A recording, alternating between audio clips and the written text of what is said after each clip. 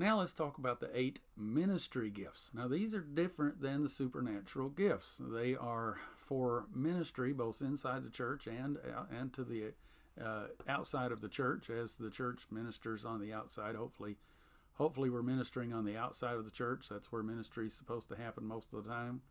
But nevertheless, these gifts are for that ministry.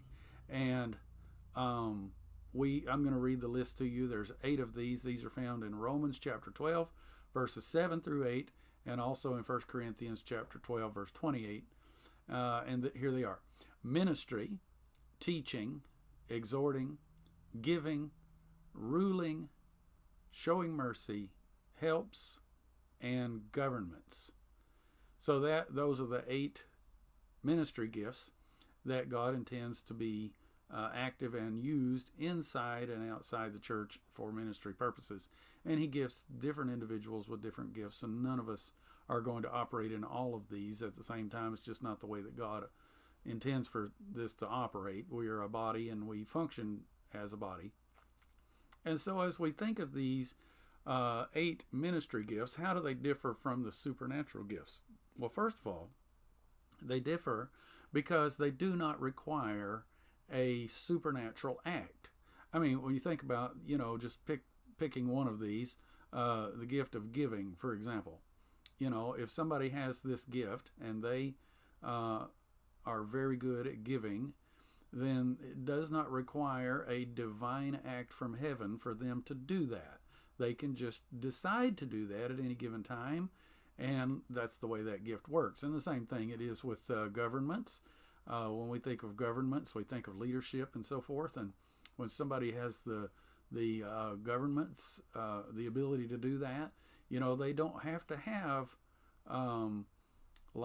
for instance, like for a miracle or a healing, they don't have to have a divine act of God in order to do that. The divine act of God has already been done by giving this gift to that person. These gifts, unlike the supernatural gifts, the spiritual gifts, these gifts are permanent, they're permanently bestowed upon the individual. And so basically, once a person has the gift of helps, then they can use that gift to assist in ministry, to assist in whatever it is that they need to assist in. They can use that ministry at liberty. They can use it when they want to edify and bless the kingdom of God, the church, and the community. And so all of these gifts then in this category are permanent gifts. They are gifts that we are at liberty to use. We do have a great deal of control over when and when we do not use these gifts. Hopefully it'll be more that we will use them and less that we don't use them. But these are the gifts that are very exciting for the church, and especially when you start thinking in terms of lay ministry. Because these are the gifts. A lot of times I've seen those gift tests where you have to take a test and see which gift, discover your gifts and so forth. And a lot of times those gifts include the supernatural gifts. Well, those gifts can't be discovered. How do you discover that you have the gift of healing? Well, that's an entirely wrong way to think about it. You can't discover that. That's something that's momentary, and it's going to be here for a minute. Somebody's going to get healed, and then it's over. And you might not be used by that gift again for years. It's possible. You might be used the next day, but you don't have any say-so over the matter. But these ministry gifts are very exciting because these are the gifts that allow us as Christians to participate in what God is doing in the earth.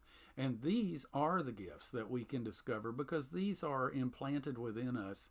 And these are things, it's possible we wouldn't even know that we had these gifts unless we discovered in some way or realized, this is something that I can do. And I didn't even know I could do this, but I can do it. And maybe even be very good at it, maybe produce excellent quality work for the kingdom of God using one or more of these gifts. One of the things that's interesting about this group of gifts is that they can be improved. They can be honed and refined with time.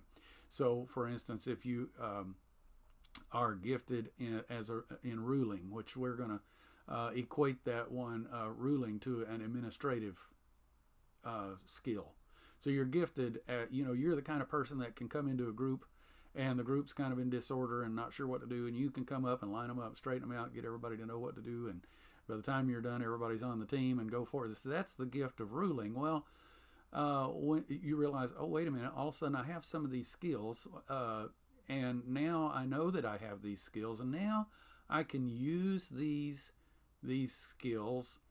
It is my spirit, it is my gift, and I'm going to use this gift for the benefit of the Lord, and I can choose to do that.